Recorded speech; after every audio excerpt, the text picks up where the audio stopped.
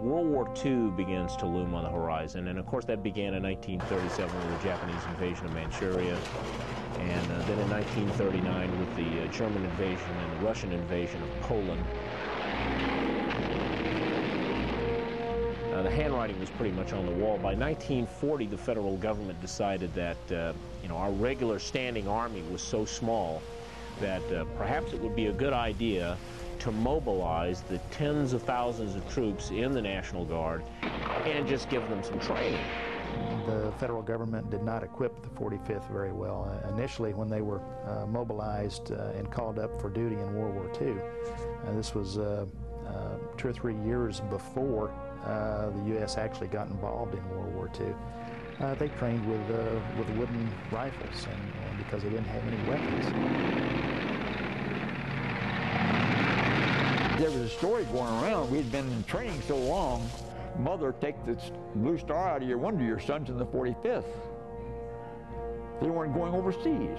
It was 1943 before the division actually disembarked from the United States and went to North Africa. The major part of combat operations in North Africa had already come to an end. The war was over in Africa.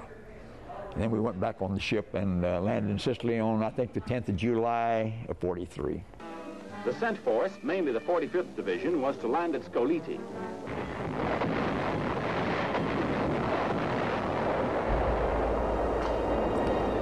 And, of course, that was...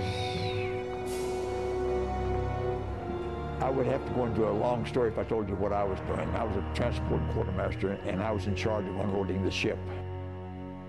It took us 87, I know this by heart, 87 hours to unload.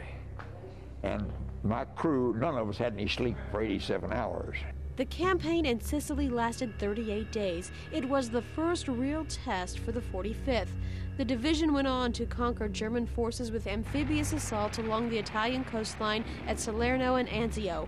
But it was the Sicily attack, the first real test, that earned the division its highest praise. General Patton addressed troops of the 45th Infantry Division right after the cessation of hostilities in Sicily.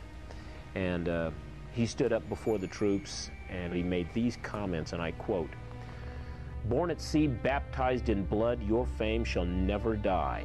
The 45th Infantry Division is one of the best, if not the best division in the history of American arms," end quote. That's pretty good praise coming from a man like George Patton.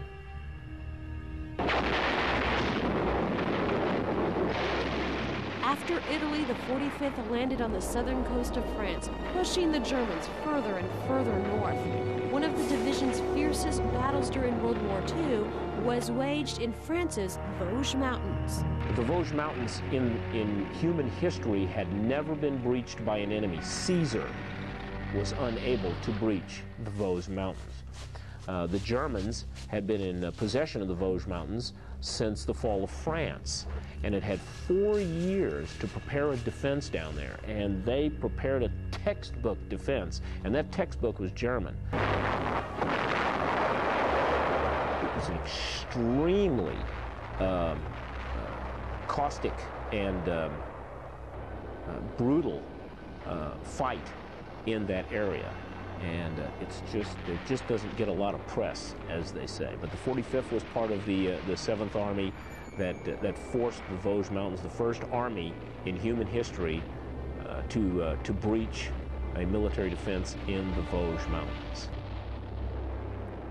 From France, the 45th marched on Germany to spearhead an attack on Munich. But a last-minute change of plans brought the division face to face with the true and hideous nature of its enemy.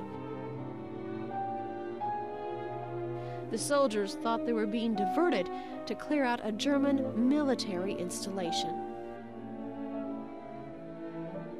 When they arrived on the scene, the military installation that they were given the coordinates to turned out to be the concentration camp at Dachau. They fought a pretty sharp action in the camp, eventually wresting the camp away from the SS camp guards. And now Colonel Sparks with his small task force, found himself in control of a concentration camp with tens of thousands of sick, emaciated, and dying people.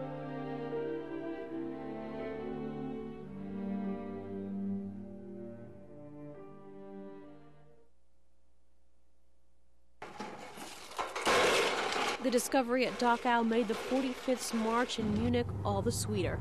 The troops made a beeline for Hitler's apartment, and they were the first to arrive.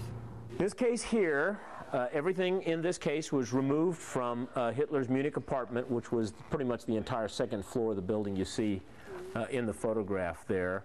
The large photograph on the left here shows Art Peters laying on a daybed in Hitler's Munich apartment, pretending like he's talking on the phone and reading Mein Kampf. This photograph appeared on the May 14, 1945 issue of Life magazine.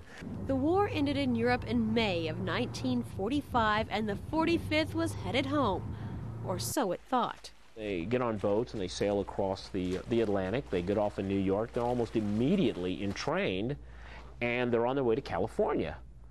And I thought, well, it's kind of an odd place to send all of us to discharge us. I mean, we could have been discharged right there in, say, New Jersey. Well, what they didn't know is that in the operational plans for the invasion of the Japanese home islands, the 45th Infantry Division was scheduled to be in the first wave of the floating reserve. So in all likelihood, most of the veterans of Europe in the 45th Division would not have survived that invasion to have come home.